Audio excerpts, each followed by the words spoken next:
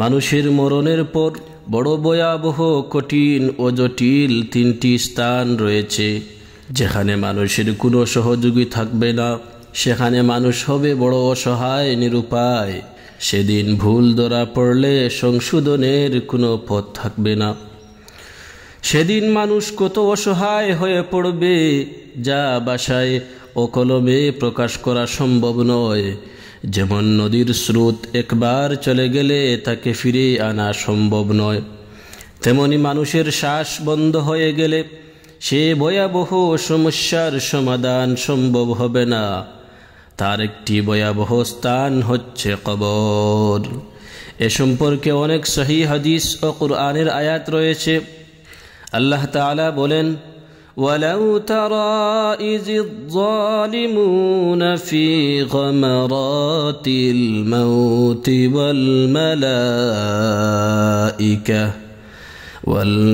والملائكة باسطوا أيديهم أخرجوا أنفسكم اليوم تجزون عذاب الهون بما كنتم تقولون على الله غير الحق وكنتم عن آياته تستكبرون। হে নবী, আপনি যদি অত্যাচারীদের দেখতেন যখন তারা মৃত্যু কষ্টে পতিত হয়, ফেরেশতাগণ তাদের দিকে হাত বাড়িয়ে বলেন, তোমরা তোমাদের আত্মা বের করে দাও। ফেরেশতাগণ এ সময় বলেন, আজ হতে তোমাদেরকে প্রতিফল স্বরূপ অপমানজনক শাস্তি দেওয়া হবে। আর অপমানজনক শাস্তির কারণ হচ্ছে তোমরা আল্লাহর প্রতি অসত্য আরোপ করতে এবং অহংকার করে তার আয়াতসমূহ এড়িয়ে চলতে। এই আয়াতে অত্যাচারীদের মৃত্যু যন্ত্রণার কথা উল্লেখ হয়েছে। মৃত্যুর সময় তাদেরকে অপমান করা হয় তা স্পষ্ট করা হয়েছে, এবং মরণের পর হতেই তাদেরকে অপমানজনক শাস্তি দেওয়া হয়। আর মরণের পর হতে যে শাস্তি দেওয়া হয় তাকেই কবরের শাস্তি বলে। আল্লাহ তাআলা বলেন, فوقاه الله سيئات ما مكروا وحاق بآل فرعون سوء العذاب النار يعرضون عليها غدوا وعشيا। ফেরাউন বংশীয় একজন মুমিনকে আল্লাহ ফেরাউনদের কবল হতে রক্ষা করেন। অবশেষে এদেরকে আল্লাহর কঠোর শাস্তি ঘিরে ধরে, আর এ কঠোর শাস্তি তাদের সামনে সকাল সন্ধ্যা পেশ করা হয়। এই আয়াতে সকাল সন্ধ্যা যে কঠোর শাস্তির কথা বলা হয়েছে তা হচ্ছে কবরের শাস্তি। অন্যত্র বলেন, سنعذبهم مرتين ثم يردون إلى عذاب عظيم। অচিরেই আমি তাদেরকে বারবার শাস্তি দিব, অতঃপর তারা মহা কঠিন শাস্তির দিকে ফিরে যাবে।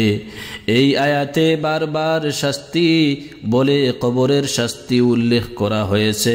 অন্যত্র বলেন, ইউসাব্বিতুল্লাহুল্লাযীনা আমানু বিল কওলিস সাবিত।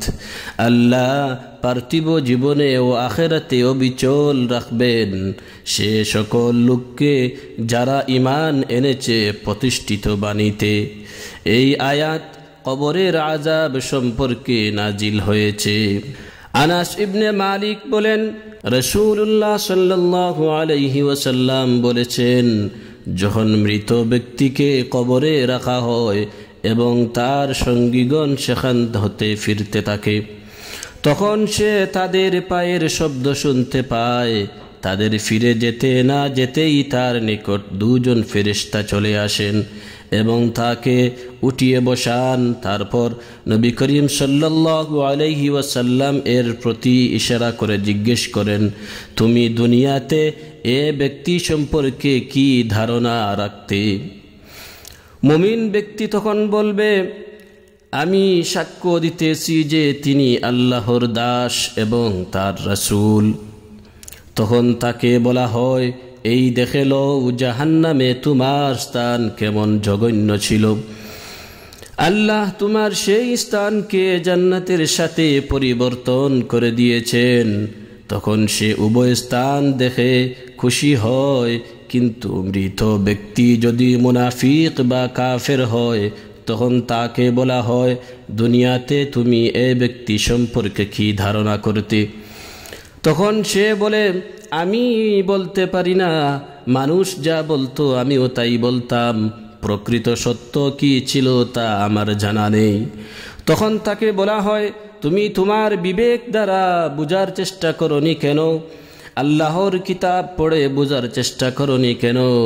অতঃপর তাকে লোহার হাতুড়ি দ্বারা এমনভাবে পিটাতে শুরু করে, পিটানির ছুটে সে হাউমাউ করে বিকটভাবে চিৎকার করতে থাকে। আর এত জোরে চিৎকার করে যে মানুষ ও জিন ব্যতীত সব কিছুই তার চিৎকার শুনতে পায়। এই হাদিস দ্বারা প্রতীয়মান হয় যে মরণের পর মানুষ প্রশ্নের মুখোমুখি হবে। প্রশ্নগুলি কি হবে তা নবী করিম সাল্লাল্লাহু আলাইহি ওয়াসাল্লাম স্পষ্ট বলে দিয়েছেন এবং তার উত্তরও বলে দিয়েছেন। কবরে যথাযথ উত্তর দিতে না পারলে তার পরিণাম হবে বড় ভয়াবহ। হাতুড়ি দ্বারা কঠিনভাবে পিটানো হবে। তখন সে বিকট শব্দ করে চিৎকার করতে থাকবে। মানুষ এবং জিন ছাড়া জীব জন্তু, কীট পতঙ্গ ও জড়বস্তু সব কিছুই শুনতে পাবে।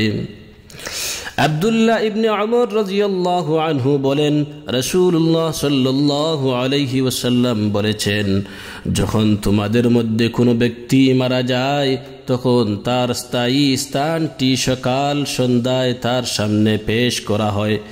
সে যদি জান্নাতি হয় তাহলে জান্নাতের স্থান তার সামনে পেশ করা হয়, আর যদি জাহান্নামী হয় তাহলে জাহান্নামের স্থান তার সামনে পেশ করা হয় এবং বলা হয়, এ হচ্ছে তোমার আসল স্থান। কিয়ামতের দিন আল্লাহ তাআলা তোমাকে এখানেই পাঠাবেন। এই হাদিসে বলা হয়েছে, প্রতিদিন সকাল সন্ধ্যায় কবরবাসীর সামনে জাহান্নাম বা জান্নাত পেশ করা হয় এবং বলা হয়, এটাই তোমার আসল স্থান। তাকে জাহান্নাম দেখিয়ে সর্বদা আতঙ্কিত করা হয় অথবা জান্নাতের সুসংবাদ দেওয়া হয়। আম্মা জান আয়েশা রাদিয়াল্লাহু তাআলা আনহা বলেন, একদা এক ইহুদি মহিলা তার নিকট আসলো এবং কবরের আযাবের কথা উত্থাপন করে বলল, হে আয়েশা, আল্লাহ আপনাকে কবরের শাস্তি হতে রক্ষা করুন। অতঃপর আয়েশা রাদিয়াল্লাহু আনহা রাসূল সাল্লাল্লাহু আলাইহি ওয়াসাল্লামকে কবরের শাস্তি সম্পর্কে জিজ্ঞেস করলেন। রাসূল সাল্লাল্লাহু আলাইহি ওয়াসাল্লাম বলেন, হে কবরের শাস্তি সত্য। আয়েশা বলেন, তারপর হতে আমি রাসূল সাল্লাল্লাহু আলাইহি ওয়াসাল্লামকে যখনই সালাত আদায় করতে দেখেছি, তখনই তাকে কবরের আযাব হতে পানা চাইতে দেখেছি। এই হাদিস দ্বারা প্রমাণিত হয় যে কবরের শাস্তি চূড়ান্ত সত্য। নবী করিম সাল্লাল্লাহু আলাইহি ওয়াসাল্লাম যখনই সালাত আদায় করতেন, তখনই কবরের আযাব হতে পানা চাইতেন। তাই আমাদেরও উচিত প্রত্যেক সালাতের মধ্যে কবরের শাস্তি হতে পানা চাওয়া। যায়েদ ইবনে সাবিত রাদিয়াল্লাহু আনহু বলেন, নবী করিম সাল্লাল্লাহু আলাইহি ওয়াসাল্লাম একদা নাজ্জার গোত্রের একটি বাগানের পাশ দিয়ে যাচ্ছিলেন। এমন সময় খচ্চরটি লাফিয়ে উঠল এবং নবী করিম সাল্লাল্লাহু আলাইহি ওয়াসাল্লামকে ফেলে দেওয়ার উপক্রম করল। দেখা গেল সেখানে 5টি কিংবা 6টি কবর রয়েছে। তখন নবী করিম সাল্লাল্লাহু আলাইহি ওয়াসাল্লাম জিজ্ঞেস করলেন, এই কবরবাসীদের কে চিনে? এক ব্যক্তি বলল, আমি চিনি। নবী করিম সাল্লাল্লাহু আলাইহি ওয়াসাল্লাম বললেন, তারা কখন মারা গেছে? সে বলল, মুশরিক অবস্থায় মারা গেছে। তখন নবীজি বললেন, নিশ্চয়ই মানুষকে তার কবরে কঠিন পরীক্ষায় ফেলা হয় এবং কঠোর শাস্তি দেয়া হয়। কবরের শাস্তির ভয়ে তোমরা কবর ত্যাগ করবে, না হলে আমি আল্লাহর নিকট দোয়া করতাম যেন আল্লাহ তোমাদেরকে কবরের শাস্তি শুনিয়ে দেন, যেমন আমি শুনতে পাচ্ছি। অতঃপর নবী করিম সাল্লাল্লাহু আলাইহি ওয়াসাল্লাম আমাদের মুখোমুখি হয়ে বললেন, তোমরা সকলেই জাহান্নামের আযাব হতে আল্লাহর নিকট পানাহ চাও। তারা সকলেই বলে উঠল, আমরা জাহান্নামের আযাব হতে আল্লাহর নিকট পানাহ চাচ্ছি। নবী করিম সাল্লাল্লাহু আলাইহি ওয়াসাল্লাম বললেন, তোমরা সকলেই কবরের আযাব হতে আল্লাহর নিকট পরিত্রাণ চাও। তারা সকলেই বলল, আমরা কবরের শাস্তি হতে আল্লাহর নিকট পরিত্রাণ চাচ্ছি। নবী করিম সাল্লাল্লাহু আলাইহি ওয়াসাল্লাম বললেন, তোমরা সমস্ত গোপন ও প্রকাশ্য ফিতনা হতে আল্লাহর নিকট পরিত্রাণ চাও। তারা বলল, আমরা গোপন ও প্রকাশ্য ফিতনা হতে আল্লাহর নিকট আশ্রয় চাচ্ছি। নবী করিম সাল্লাল্লাহু আলাইহি ওয়াসাল্লাম বললেন, তোমরা দাজ্জালের ফিতনা হতে আল্লাহর নিকট পরিত্রাণ চাও। তারা বলল, আমরা সকলেই আল্লাহর নিকট দাজ্জালের ফিতনা হতে পরিত্রাণ চাচ্ছি। মানুষ কবরে এমন ভয়াবহ শাস্তির সম্মুখীন হবে যা মানুষকে শোনানো সম্ভব নয়। মানুষ কবরের শাস্তি শুনতে পেলে বেঁচে থাকতে পারবে না এবং কাউকে কবরে দাফন করতেও চাইবে না। এজন্য নবী করিম সাল্লাল্লাহু আলাইহি ওয়াসাল্লাম আমাদের সাবধান ও সতর্ক করে বলেছেন, তোমরা সর্বদা কবরের শাস্তি হতে আল্লাহর কাছে পরিত্রাণ চাও। আবু হুরায়রা রাদিয়াল্লাহু আনহু বলেন, রাসূলুল্লাহ সাল্লাল্লাহু আলাইহি ওয়াসাল্লাম বলেছেন, যখন মৃত ব্যক্তিকে কবরে রাখা হয় তখন তাহার নিকট নীল চক্ষু বিশিষ্ট দুজন কালো বর্ণের ফেরেশতা এসে উপস্থিত হন। তাদের একজনকে বলা হয় মুনকার, অপরজনকে বলা হয় নাকির। তারা রাসূলুল্লাহ সাল্লাল্লাহু আলাইহি ওয়াসাল্লামের প্রতি ইশারা করে বললেন, এই ব্যক্তি সম্পর্কে তুমি দুনিয়াতে কি বলতে?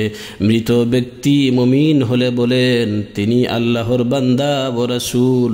তখন তারা বলেন, আমরা পূর্বেই জানতাম আপনি এ কথাই বলবেন।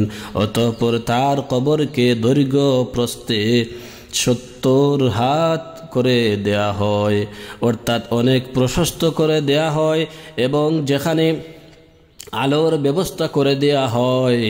তারপর তাকে বলা হয় ঘুমিয়ে থাকো।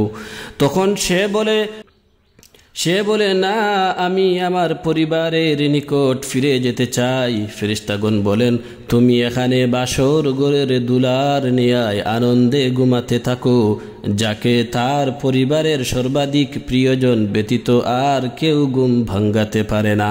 যতদিন পর্যন্ত আল্লাহ তাকে এই শয্যাস্থান হতে না উঠাবেন ততদিন পর্যন্ত সে ঘুমিয়ে থাকবে। যদি মৃত ব্যক্তি মুনাফিক হয় তাহলে সে বলে, লোকে তার সম্পর্কে যা বলতো আমিও তাই বললাম, আমার জানা নেই তিনি কে। তখন ফেরেশতাগণ বলেন, আমরা জানতাম যে তুমি একথাই বলবে। তারপর জমিনকে বলা হয়, তোমরা এর উপর মিলে যাও। সুতরাং জমিন তার উপর এমনভাবে মিলে যায় যাতে তার এক পাশের হাড় অপর দিকে চলে যায়। সেখানে সে এভাবে শাস্তি ভোগ করতে থাকবে কিয়ামত পর্যন্ত। কিয়ামতের দিন আল্লাহ তাকে তার এ স্থান হতে উঠাবেন। মৃত ব্যক্তিকে কবরে রাখার পরপরই ভয়াবহ আকৃতিতে দুজন ফেরেশতা আসেন এবং তারা জিজ্ঞেস করেন। জিজ্ঞাসার উত্তর ঠিক হলে কবরকে প্রশস্ত করা হয় এবং কবরকে আলোকিত করা হয়, আর ভাসর ঘরের দুলার ন্যায় নিরাপদে ঘুমাতে বলা হয়। উত্তর সঠিক দিতে না পারলে মাটিকে বলা হয়, তুমি একে দুদিক থেকে চেপে পিষে একাকার করে দাও। তখন মাটি তাকে এমনভাবে চেপে পিষে একাকার করতে থাকে আর এরূপ হতে থাকবে কিয়ামত পর্যন্ত। বারা ইবনে আজিব রাদিয়াল্লাহু আনহু রাসূলুল্লাহ সাল্লাল্লাহু আলাইহি ওয়াসাল্লাম হতে বর্ণনা করেন যে রাসূলুল্লাহ সাল্লাল্লাহু আলাইহি ওয়াসাল্লাম বলেছেন, কবরে মুমিন বান্দার নিকট দুজন ফেরেশতা আসেন এবং তাকে উঠিয়ে বসান, অতঃপর তাকে জিজ্ঞেস করেন, তোমার প্রতিপালক কে? সে বলে, আমার প্রতিপালক হলো আল্লাহ। তারপর জিজ্ঞেস করেন, তোমার দিন কি? সে বলে, আমার দিন ইসলাম। পুনরায় জিজ্ঞেস করেন, এই যে লোকটি তোমাদের মাঝে প্রেরিত হয়েছিলেন তিনি কে? সে বলে, তিনি আল্লাহর রাসূল। তখন ফেরেশতাগণ তাকে বলেন, তুমি কিভাবে তা জানতে পারলে? সে বলে, আমি আল্লাহর কিতাব পড়েছি, তা দেখেছি, তার প্রতি ঈমান এনেছি ও তাকে সমর্থন করেছি। তখন নবী করিম সাল্লাল্লাহু আলাইহি ওয়াসাল্লাম বললেন, এই হলো আল্লাহর বাণী, ইউসাব্বিতুল্লাহুল্লাযীনা আমানু বিল কওলিস সাবিত। যারা আল্লাহর প্রতি ঈমান এনেছে, আল্লাহ তাদেরকে কালিমা শাহাদাতের উপর অটল রাখবেন। তারপর নবী করিম সাল্লাল্লাহু আলাইহি ওয়াসাল্লাম বললেন, এ সময় আকাশ হতে আল্লাহ তাআলা বলেন, আমার বান্দা সঠিক বলেছে, সুতরাং তার জন্য জান্নাতের একটি বিছানা বিছিয়ে দাও, তাকে জান্নাতের পোশাক পরিয়ে দাও এবং তার জন্য কবর হতে জান্নাতের দিকে একটি দরজা খুলে দাও। সুতরাং তার জন্য তাই করা হয়। নবী করিম সাল্লাল্লাহু আলাইহি ওয়াসাল্লাম বলেন, ফলে তার দিকে জান্নাতের সুগন্ধি আসতে থাকে এবং ওই দরজা তার দৃষ্টির সীমা পর্যন্ত প্রশস্ত করে দেয়া হয়। তারপর নবীজি কাফেরের মৃত্যু প্রসঙ্গ উল্লেখ করে বলেন, তার আত্মাকে তার দেহে ফিরিয়ে আনা হয়। তারপর দুজন ফেরেশতা তাকে উঠিয়ে বসান এবং জিজ্ঞেস করেন, তোমার প্রতিপালক কে? তখন সে বলে, হায় হায়, আমি কিছুই জানি না। তারপর তাকে জিজ্ঞেস করেন, তোমার দিন কি? সে পুনরায় বলে, হায় হায়, আমি কিছুই জানি না। তারপর তারা ইশারা করে বলেন, এই লোকটিকে, তিনি তোমাদের মধ্যে প্রেরিত হয়েছিলেন। সে পুনরায় বলে, হায়, আমি কিছুই জানি না। তারপর আকাশ থেকে একজন আহ্বানকারী বলেন, সে মিথ্যা বলেছে, তার জন্য জাহান্নামের বিছানা বিছিয়ে দাও এবং তাকে জাহান্নামের পোশাক পরিয়ে দাও। তারপর তার জন্য জাহান্নামের দিকে একটি দরজা খুলে দাও। তখন তার দিকে জাহান্নামের দিকে একটি দরজা খুলে দেয়া হয়। নবীজি বলেন, তখন তার দিকে জাহান্নামের হাওয়া আসতে থাকে। এছাড়া তার প্রতি তার কবরকে এত সংকীর্ণ করে দেয়া হয় যাতে তার এক দিকের পাঁজর আরেক দিকের পাঁজরের মধ্যে ঢুকে যায়। অতঃপর তার জন্য একজন অন্ধ ও বধির ফেরেশতাকে নিযুক্ত করা হয়, যার সাথে একটি লোহার হাতুড়ি থাকে। যদি এই হাতুড়ি দ্বারা কোনো পাহাড়কে আঘাত করা হয়, তাহলে পাহাড় ধূলিকণায় পরিণত হয়ে যাবে। আর সেই ফেরেশতা এ হাতুড়ি দ্বারা তাকে এত জোরে আঘাত করেন আর সেই আঘাতের চোটে এত বিকট চিৎকার করে যে মানুষ ও জিন ব্যতীত পৃথিবীর সব কিছুই শুনতে পায়। সঙ্গে সঙ্গে সে মাটির সাথে মিশে যায়। তারপর আবার তার দেহে আত্মা ফিরিয়ে দেয়া হয়। এভাবে তার শাস্তি চলতে থাকে। এই হাদিস দ্বারা প্রতীয়মান হয় যে কবরে থাকতেই মানুষকে জাহান্নামের শাস্তি দেয়া হবে, কবরে জাহান্নামের পোশাক পরিয়ে দেয়া হবে, জাহান্নামের বিছানা বিছিয়ে দেয়া হবে, জাহান্নামের দিকে দরজা খুলে দেয়া হবে। এছাড়া কবরকে এত সংকীর্ণ করা হবে যাতে তার হাড় হাড্ডি ভেঙ্গে চুরমার হয়ে যাবে। এরপরও এমন একজন ফেরেশতা নির্ধারণ করা হবে যে অন্ধ ও বধির, অর্থাৎ যার নিকট কোনো দয়ার আশা করা যায় না, কেননা চক্ষু দিয়ে দেখলে অন্তরে দয়ার প্রভাব হয় আর কান দিয়ে শুনলেও অন্তরে দয়ার প্রভাব হয়। কিন্তু এমন একজন ফেরেশতা যে চোখেও দেখে না, কানেও শুনে না, তাই তার নিকট দয়ার কোনো আশা করা যায় না।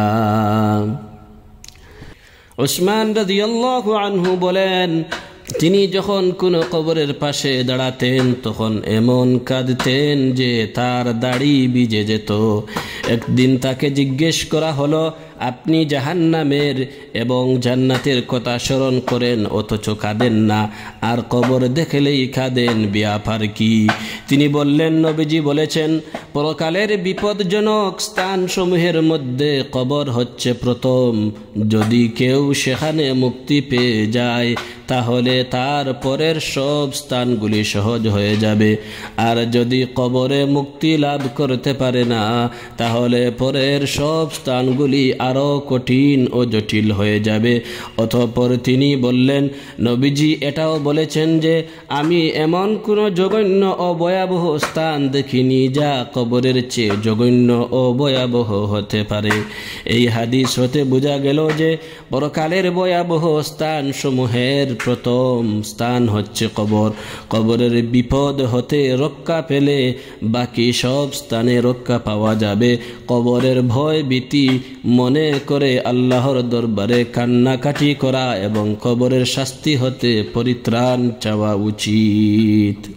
আব্দুল্লাহ ইবনে ওমর রাদিয়াল্লাহু আনহু বলেন, সাদ রাদিয়াল্লাহু আনহু মৃত্যুবরণ করলে রাসূল বলেন, সাদ এমন ব্যক্তি যার মৃত্যুতে আল্লাহর আরশ কেঁপেছিল, যার জন্য আকাশের দরজা খুলে দেয়া হয়েছিল এবং যার জানাজাতে 70,000 ফেরেশতা উপস্থিত হয়েছিল, কিন্তু এমন ব্যক্তির কবর সংকীর্ণ করা হয়েছিল, অবশ্য পরে তা প্রশস্ত করা হয়েছিল।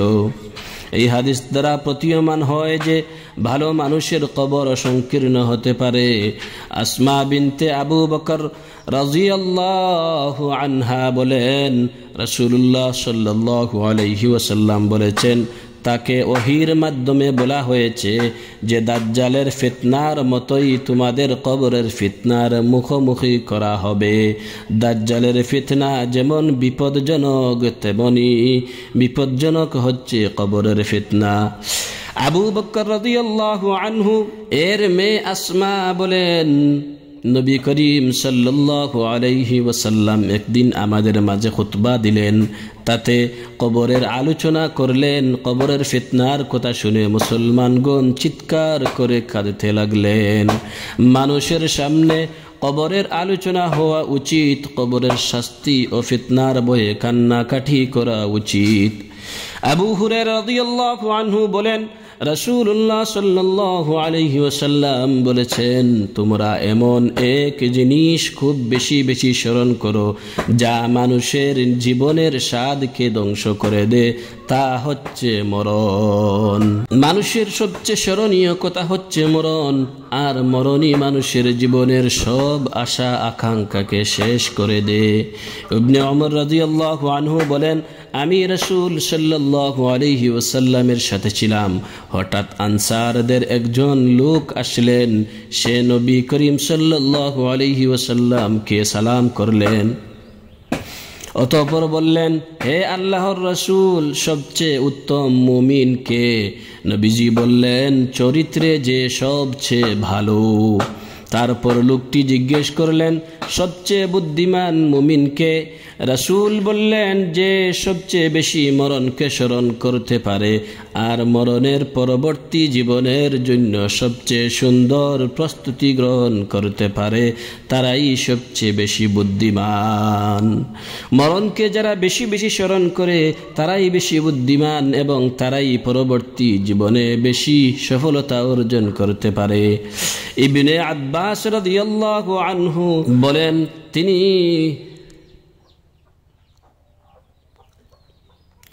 নবী করিম সাল্লাল্লাহু আলাইহি ওয়াসাল্লাম এমন দুটি কবরের পাশ দিয়ে যাচ্ছিলেন যে কবর দুটিতে শাস্তি হচ্ছিল। তখন তিনি বললেন, কবরে এ দু ব্যক্তিকে শাস্তি দেওয়া হচ্ছে, অথচ তাদের বড় পাপের জন্য শাস্তি দেওয়া হচ্ছে না। তাদের একজন পেশাব থেকে সতর্কতা অবলম্বন করত না, আর অপরজন চুগলখুরি করে বেড়াতো। পেশাব হতে সতর্ক না থাকলে কবরেও শাস্তি হবে। ইবনে ওমর রাদিয়াল্লাহু আনহু বলেন, বদরের যুদ্ধে নিহত কাফিরদের যারা কালিব নামক এক গর্তে পড়েছিল।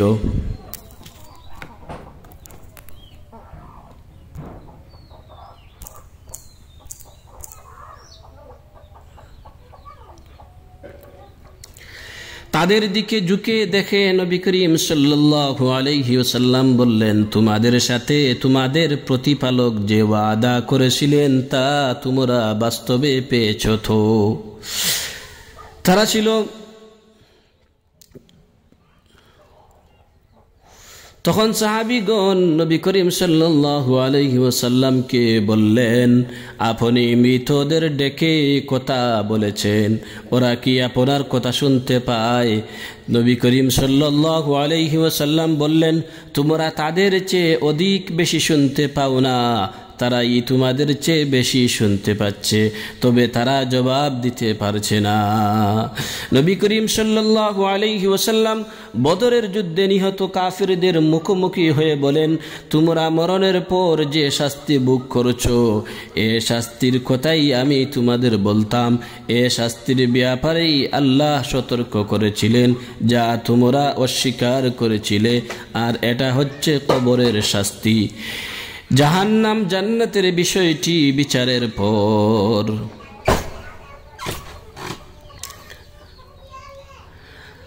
আম্মা জান আয়েশা রাদিয়াল্লাহু আনহা বলেন, নবী করিম সাল্লাল্লাহু আলাইহি ওয়াসাল্লাম বলেছেন, নিশ্চয়ই তারা এখন ভালোভাবে জানতে ও বুঝতে পেরেছে যে কবরের শাস্তি প্রসঙ্গে আমি তাদের যা বলতাম তা বাস্তব ও চূড়ান্ত সত্য। আবু হুরায়রা রাদিয়াল্লাহু আনহু বলেন, নবী করিম সাল্লাল্লাহু আলাইহি ওয়াসাল্লাম কবরের শাস্তি হতে পরিত্রাণ চেয়ে প্রার্থনা করতেন, হে আল্লাহ, আমি আপনার নিকট কবরের শাস্তি হতে পরিত্রাণ চাই, জাহান্নামের শাস্তি হতে আশ্রয় চাই, জীবন ও মরণের ফিতনা হতে পানা চাই, এবং দাজ্জালের ফিতনা হতেও পানা চাই। নবীজি কবরের শাস্তি হতে নিয়মিত পরিত্রাণ চাইতেন। এজন্য সকল মানুষের জরুরি কর্তব্য হচ্ছে কবরের শাস্তি হতে পানা চাওয়া। তারপর এই হাদিসে যেসব শাস্তির কথা রয়েছে তা কবরেও হতে থাকে। রাসূলুল্লাহ সাল্লাল্লাহু আলাইহি ওয়াসাল্লাম বলেন, যারা পেটের অসুখে মারা যায় তাদের কবরের শাস্তি হবে না। আব্দুল্লাহ ইবনে আমর রাদিয়াল্লাহু আনহু বলেন, রাসূলুল্লাহ সাল্লাল্লাহু আলাইহি ওয়াসাল্লাম বলেছেন, যে কোনো মুসলমান জুমআর রাতে অথবা জুমআর দিনে যদি মারা যায় তাহলে আল্লাহ তাকে কবরের শাস্তি হতে রক্ষা করেন। কবরের শাস্তি চূড়ান্ত, যা অত্র হাদিস দ্বারা প্রমাণ হয়। জুমআর দিন কোনো মুসলমান মারা গেলে তাকে কবরের শাস্তি হতে রক্ষা হয়। মিকদাম ইবনে মাদি রাদিয়াল্লাহু আনহু বলেন, রাসূলুল্লাহ সাল্লাল্লাহু আলাইহি ওয়াসাল্লাম বলেছেন, আল্লাহর নিকট শহীদের জন্য 6টি বিশেষ পুরস্কার রয়েছে। প্রথমত, শরীরের রক্তের প্রথম ফোঁটা ঝরতেই তাকে ক্ষমা করে দেয়া হয় এবং প্রাণ বের হওয়ার পূর্বেই তার জান্নাতের জায়গাটি তাকে দেখিয়ে দেয়া হয়। 2 নম্বর হচ্ছে কবরের শাস্তি হতে তাকে রক্ষা করা হয়। 3 নম্বর, কিয়ামতের দিনের ভয়াবহতা থেকে রক্ষা করা হয়। 4 নম্বর, তার মাথার উপর সম্মান ও মর্যাদার মুকুট পরানো হবে, তাতে থাকবে একটি ইয়াকুত, যা দুনিয়া ও দুনিয়ার মধ্যে যা কিছু আছে সব কিছুর চেয়ে উত্তম। 5 নম্বর হচ্ছে তাকে বড় বড় চক্ষু বিশিষ্ট 72 জন হুর দেয়া হবে এবং 6 নম্বর, তার 70 জন নিকটতম আত্মীয়ের সুপারিশ কবুল করা হবে।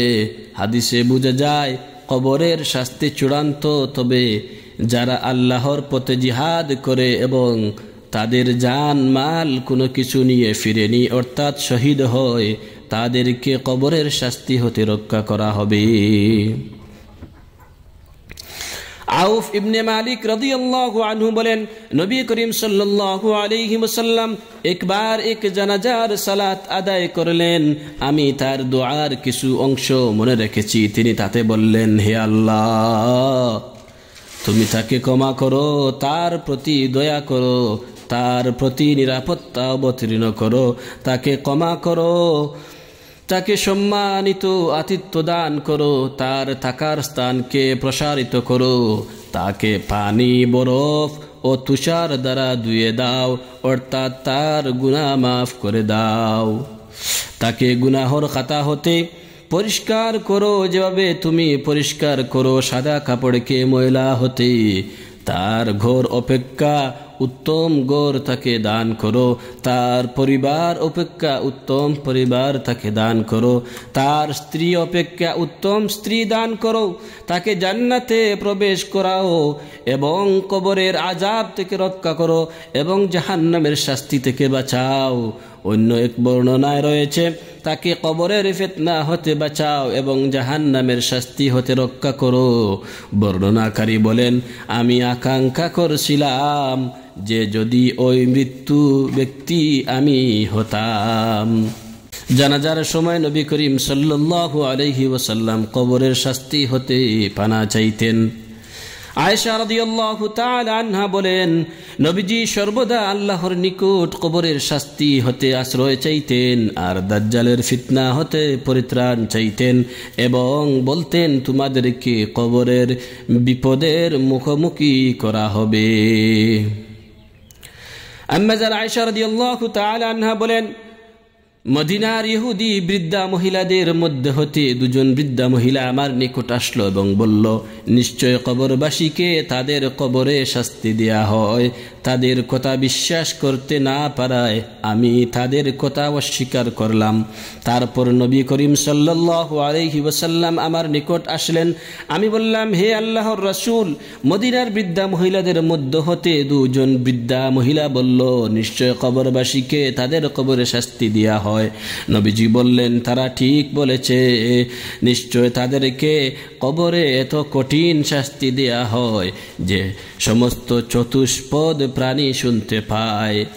আয়েশা বলেন, তারপর থেকে আমি রাসূল সাল্লাল্লাহু আলাইহি ওয়াসাল্লামকে এমন কোন সালাত আদায় করতে দেখিনি যে তিনি সালাত শেষে কবরের শাস্তি হতে পরিত্রাণ চাইতেন না, অর্থাৎ কোন সালাত আদায় করলে সালাত শেষে কবরের শাস্তি হতে পরিত্রাণ চাইতেন।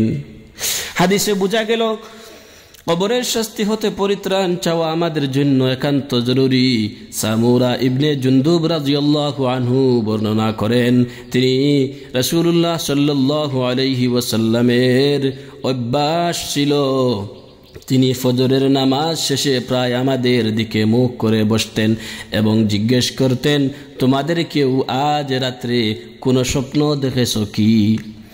বর্ণনাকারী বলেন, আমাদের কেউ স্বপ্ন দেখে থাকলে সে তার নিকট বলতো আর তিনি আল্লাহর হুকুম মোতাবিক তার তাবির বর্ণনা করতেন।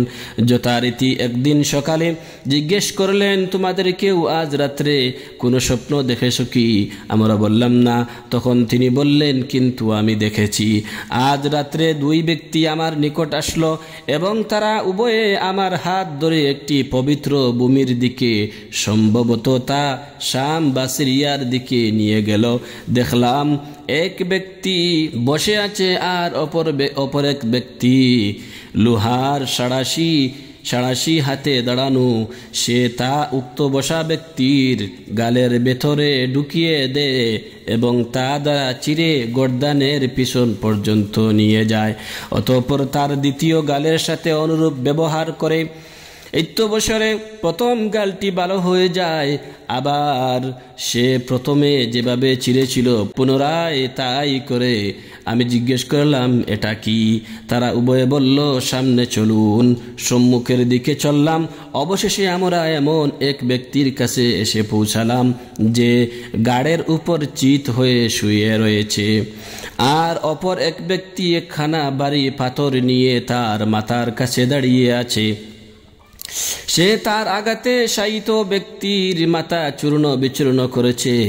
যখনই সে পাথরটি নিক্ষেপ করে মাথা চূর্ণ বিচূর্ণ করে তা গড়িয়ে দূরে চলে যায়, তখনই সে লোকটি পুনরায় পাথরটি তুলে আনতে যায়। সে ফিরে আসার পূর্বে ওই ব্যক্তির মাথাটি পূর্বের ন্যায় ঠিক হয়ে যায় এবং পুনরায় সে তা দ্বারা তাকে আঘাত করে।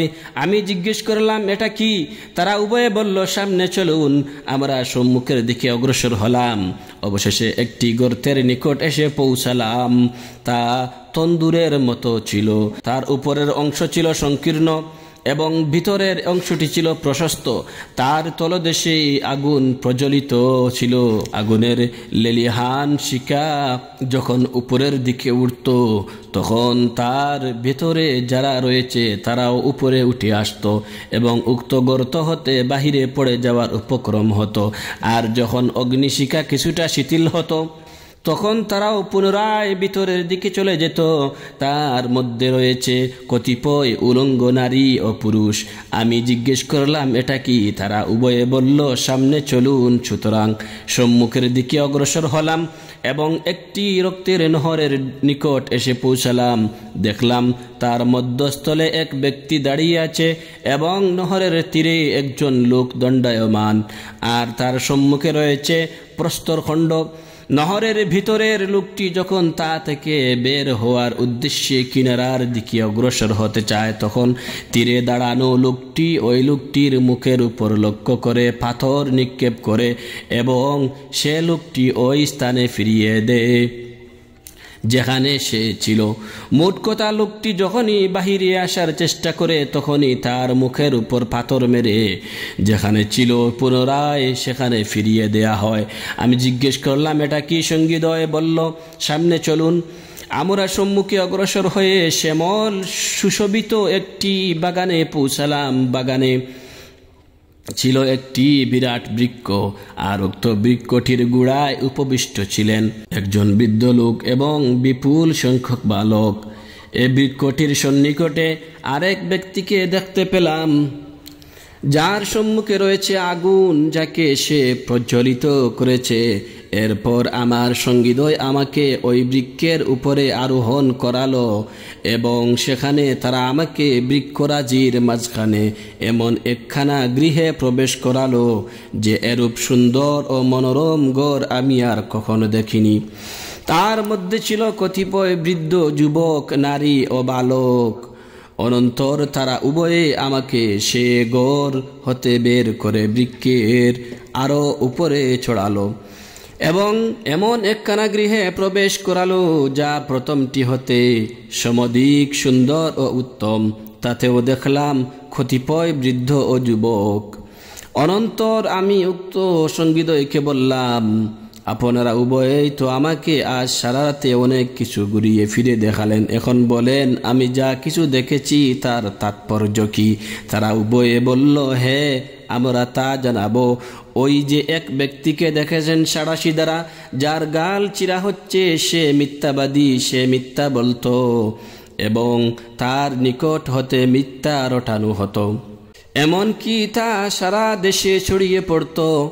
অতএব তার সাথে কিয়ামত পর্যন্ত ওই আচরণ করা হবে যা আপনি দেখেছেন।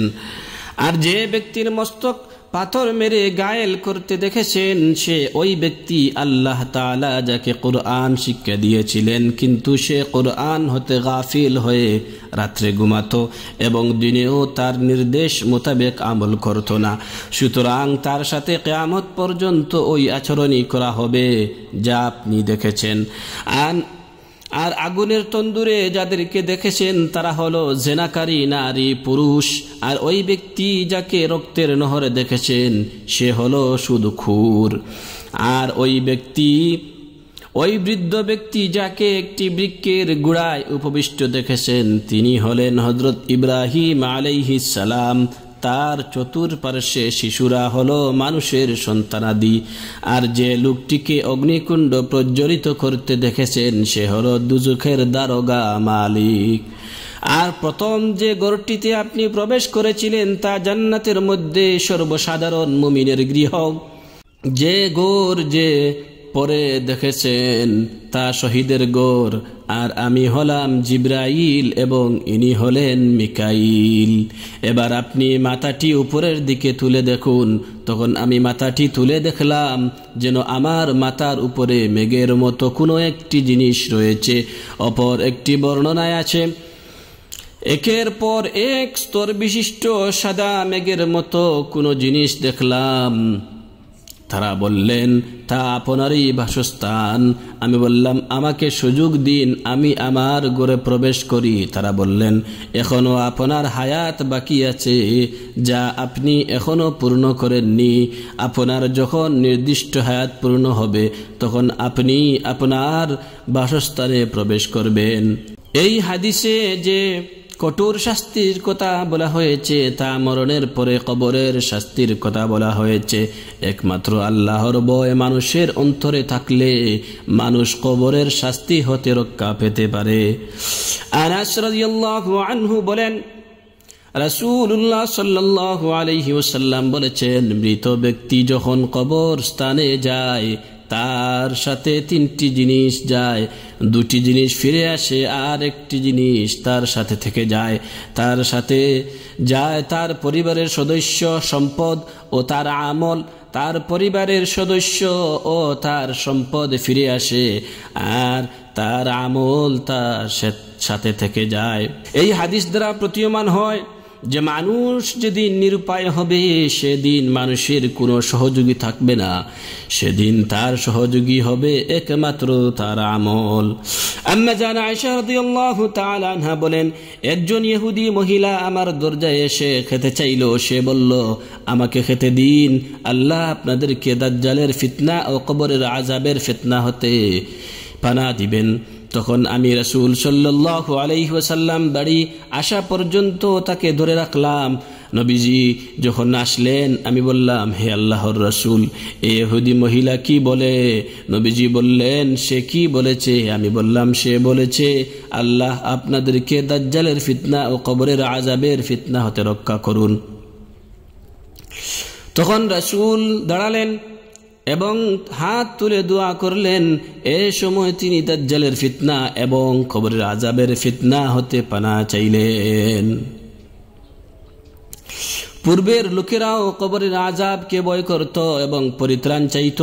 নবী করিম সাল্লাল্লাহু আলাইহি ওয়াসাল্লাম কবরের শাস্তি হতে পানা চাওয়ার সময় হাত তুলে প্রার্থনা করেন এবং প্রার্থনায় কবরের আযাব হতে পানা চাইলেন। আপনারা যারা এই বিষয়টি জানতে পারলেন, সবাই জানার পর কবরের আযাবকে বিশ্বাস করে আল্লাহর ভয় ভীতি মনে নিয়ে কবরের আযাব হতে হাত তুলে প্রার্থনা করে পানা চাইবেন।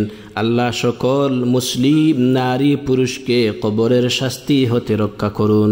আমিন।